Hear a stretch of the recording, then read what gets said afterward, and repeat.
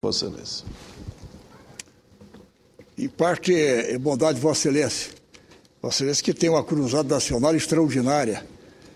E sei que não só no Rio Grande do Sul, que é a terra de Vossa Excelência, mas também no meu estado, Santa Catarina, como no Brasil. O seu estado eu só me dou bem porque eu vou acompanhando o seu prestígio. O seu brilho me dá um reflexo positivo e eu caminho junto. É absoluto. As questões sociais, no Brasil inteiro, Vossa Excelência é conhecido como ícone nessas lutas. Haja vista que agora, no próximo dia 21, lá em Florianópolis, vai se realizar o Encontro Nacional dos Aposentados e Pensionistas, e Vossa Excelência, naturalmente, que deu aquiescência para que lá ocorresse esse encontro nacional, porque eles, com certeza, não marcariam se não fosse com a presença do ilustre senador Paulo Paim. Para abrir esse me encontro permita que eu diga, Vossa Excelência está num grande evento no Panamá, uma missão oficial do Senado, acompanhado de outros senadores, e pediu aos seus colegas que Vossa Excelência possa retornar um dia antes para participar da abertura do evento, e desde já eles lhe agradecem, a COBAP e todos os aposentados do Brasil. Jorge, você tocou no assunto, mas eu acho que o importante eu fico feliz, vou inaugurar naturalmente esse parlamento, a nova sede do Parlatino, lá no Panamá, que vai ser no final da semana que vem, e eu naturalmente, quando eu soube o convite e a realização desse encontro nacional, no próximo dia 21, não podia de pedir aos colegas que vão estar lá de antecipar pelo menos um dia para chegar a tempo para lhe prestigiar. Essa que é a razão do nosso Estado. Mas, caro presidente Paulo Paim e nobres colegas, é um tema que está muito na pauta. É um tema que, inclusive, hoje à noite, ou no dia de hoje, no final, o TSE se reúne para deliberar sobre um dos últimos pleitos, das últimas reivindicações que lá existem, para deferir ou não, ou pedir outras providências em relação a registro de novos partidos políticos. Eu faço uma breve análise em relação a isso. Eu até digo aqui que, no dia de hoje, na sessão do TSE que está prevista, deve analisar o pedido do registro do Rede de Sustentabilidade, partido que está sendo proposto pela ex-senadora Marina Silva. Aliás, colega, que nós tivemos a honra de, no mandato de 95 a 2003, nós participarmos em conjunto aqui no Senado. O tema demanda uma importante reflexão, não especificamente sobre a criação da nova agremiação, mas sobre a estrutura legal do nosso sistema partidário e, em última análise, da tão comentada reforma política no país.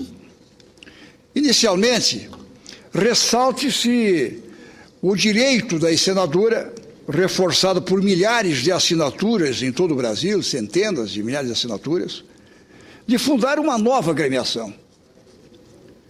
Na democracia madura dos dias atuais, levando em conta a criação de dois partidos políticos que foram registrados nas últimas semanas, nada mais justo, ou essa pretensão também deve ter a garantia que lhe seja, dentro dos preceitos da legislação, lhe seja assegurada. Eu diria que, com todo respeito à decisão soberana dos magistrados, acredito que não deve ser levada em consideração somente a letra fria da lei, do direito positivo, positivado, como se queira. O sentimento da nação também merece consideração. Então, uma decisão hoje, na opinião do juiz, magistrado, ele, claro que se atém aos autos, se atém ao que está ali, é o famoso direito positivo, mas também não pode deixar de levar em consideração o que ocorre no seu habitat, nos seus arredores, qual é o sentimento que vê, que sempre tem o efeito que está ali, existem desdobramentos. E acredito que os ministros do TSE, embora de antemão a Procuradoria-Geral da República não tenha levado em consideração, tenha denegado, ou entende que há vícios naquilo que encontra nos autos, mas acredito que os eminentes ministros levarão em consideração aquilo que, na verdade, o que palpita, o que existe, na verdade, hoje, sentimento no andar da carruagem, no próprio país. Resguardada a legislação vigente e uma análise mais ampla, é inegável que convivemos com uma excessiva quantidade de partidos políticos. Eu também entendo que não há dúvida que os partidos políticos hoje é uma loucura. Nós estamos aí com uns 32 partidos registrados no país. Se entrar a rede, que naturalmente dentro dos mesmos parâmetros, que pelo sentimento, pelo que representa quem encabeça, pelo que representa a ex-senadora, é um sentimento palpitante do país. Os últimos 2 partidos não tinham esse sentimento nacional, um sentimento latente de participação, de vivência do país, da comunidade, do povo, de acompanhar passo a passo. Em todo caso, resguardado isso, como eu disse, nós estamos vivendo hoje num mundo de 3 dezenas de partidos, mais ou menos. E independente da decisão de hoje, nós somamos essa quantia de partidos. Do ponto de vista ideológico, é tarefa árdua diferenciar as linhas sutis que as distinguem, se é que elas existem. Então, a acomodação ideológica dos partidos em tantos é muito difícil de distinguir, de separar, porque não tem como agasalhar as tendências todas. Não é possível ter tantas aqui no Brasil para poder enquadrá-las nessas novas linhas, novos programas de 3 dezenas de partidos políticos, mais ou menos. Essa característica, contudo, senhor presidente, não é exclusividade do Brasil, nem significa algo necessariamente ruim. A Constituição Federal, em seu artigo 17, é clara ao afirmar ser livre a criação, fusão, incorporação e extinção de partidos políticos, resguardados a soberania nacional, o regime democrático, o pluripartidarismo, os direitos fundamentais da pessoa, sempre de acordo com os preceitos legais. Tal pluralidade ganha especial relevo em um sistema de voto proporcional, prezando pela representatividade, como o adotado no Brasil. Mesmo em nações que adotam o sistema de votação distrital, em que pese sua nítida tendência natural de formação de bipartidarismo, a multiplicidade de agremiações também está presente. É o caso de países como França, Estados Unidos, Alemanha, entre outros. Nas últimas eleições germânicas, cerca de 25 partidos disputaram o pleito, apesar de apenas 2 terem reais condições de participar na formação do novo governo. Mesmo no Brasil, apesar dessas 3 dezenas de agremiações, o protagonismo eleitoral, especialmente as eleições ao executivo, tem ficado restrito a pouco mais de meia dúzia de partidos. O que nos difere é uma carência na regulamentação da atuação partidária, realçando a importância de revisão de nossa legislação eleitoral e política. O acesso aos recursos do fundo partidário, que em 2012 distribuiu quase 350 milhões de reais, e ao tempo de televisão, por exemplo, está no âmago da discussão acerca do excessivo número de partidos. Nossa legislação prevê, professor Cristóvão Buarque, nossa legislação prevê que 5% do fundo, do total do fundo, serão divididos de forma igualitária em todos os partidos registrados. Os outros 95% são distribuídos à proporção dos votos obtidos na última eleição geral para a Câmara dos Deputados. Já o tempo de televisão é dividido na medida de 1/3 para todos os partidos, igualitariamente, enquanto os outros 2/3 proporcionalmente ao número de representantes na Câmara dos Deputados, considerado, no caso de coligação, a soma do número de representantes de todos os partidos que a integram. As regras atuais permitem ainda que, quando trocam para novas legendas, os parlamentares levem consigo a votação recebida.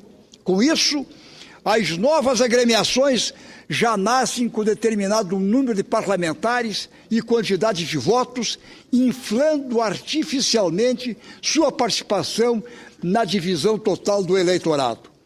É justamente aí que surge o troca-troca partidário que estamos presenciando neste momento, em nada contribuindo para o aprimoramento democrático e, com raras exceções, com pouca ou nenhuma motivação ideológica. Com relação a essas questões, muito se fala na instituição de uma cláusula de barreira, igualmente conhecida como cláusula de exclusão ou de desempenho.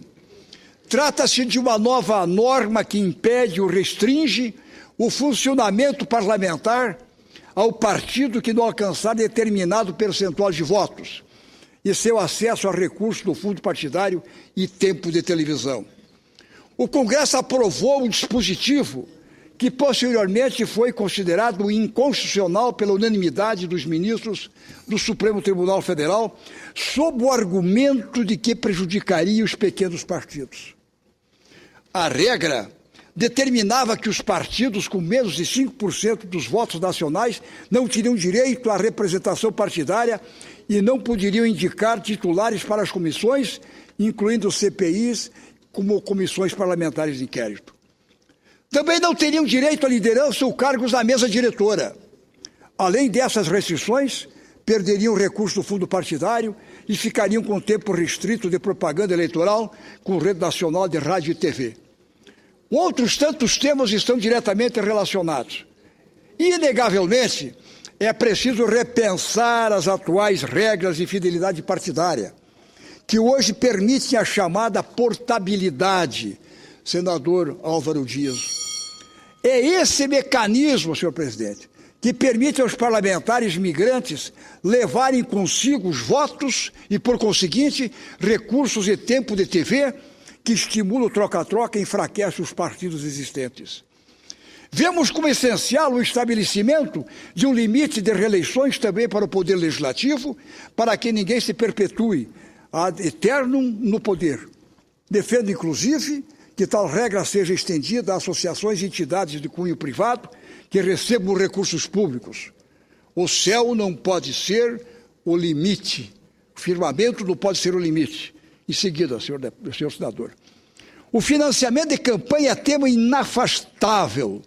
Além da modalidade pública que já temos em vigor, através dos repasses do fundo partidário, acredito que as contribuições privadas devem vir exclusivamente de pessoas físicas, contribuindo para o processo de transparência e, majoritariamente, para a independência dos eleitos.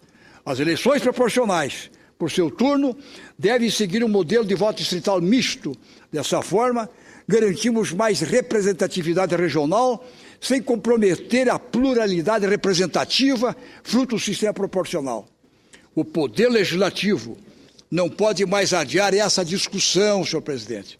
E, em última instância, uma decisão, um encaminhamento definitivo, sob pena de promover um indesejável atraso em nosso desenvolvimento democrático, de reflexo imediato às conquistas sociais e econômicas que tanto almejamos. Faço essas considerações porque hoje é o tema nacional. Está o troca-troca, está aí a questão do Supremo, aceita ou não aceita mais o registro de um partido, e eu parto da premissa que se aceitou esses dois últimos partidos, porque agora não levar em consideração o que é o reflexo nacional, não só o que consta nos autos, mas da possibilidade de complementar os dados e de ainda ter condições de a opinião pública no ano que vem expressar sua vontade. Mas, a partir disso, temos que fazer alterações, porque essa portabilidade hoje, que leva o tempo de televisão no novo partido, leva o fundo partidário, eu acho que pode criar o partido, o deputado vai para lá, ou a personalidade vai, começa a desempenhar o desempenho eleitoral sem levar isso que é do partido original. E aí, na nova formação, cria-se o resultado das eleições e depois, sim, ter o direito à formação para que tenha durabilidade, não seja uma questão como vem ocorrendo hoje. Eu acho que esse caso nós temos que levar em consideração muito de perto e logo. Mas antes de encerrar, eu vejo que o nobre senador Álvaro Dias deseja fazer uma manifestação e é com muita honra, senhor presidente, que ouço. Com a permissão da mesa, claro.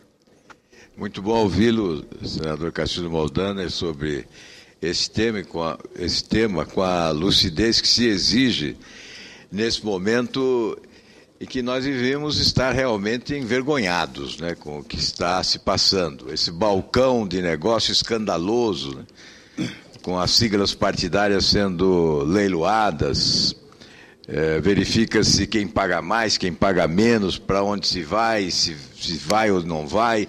Enfim, isso é um escândalo. Isso torna visível, não é, a necessidade da reforma política, priorizando a construção de partidos verdadeiros. Hoje são siglas para registro de candidaturas, valendo-se de horário de televisão e de rádio, e do fundo partidário. São negócios, há um mercado aberto, há uma feira à disposição de quem tem interesse.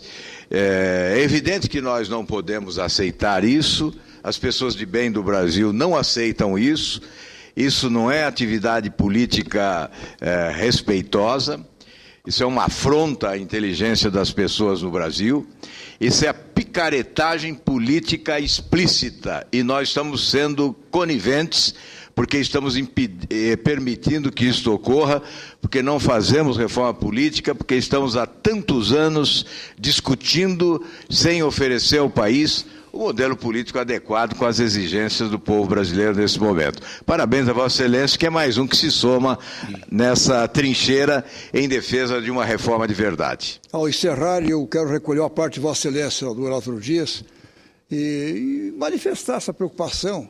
Claro que não é proibido, a pessoa não entende que não é o correto, não quer permanecer mais nesse partido político, quer ir para um outro, quer participar da fundação de um outro.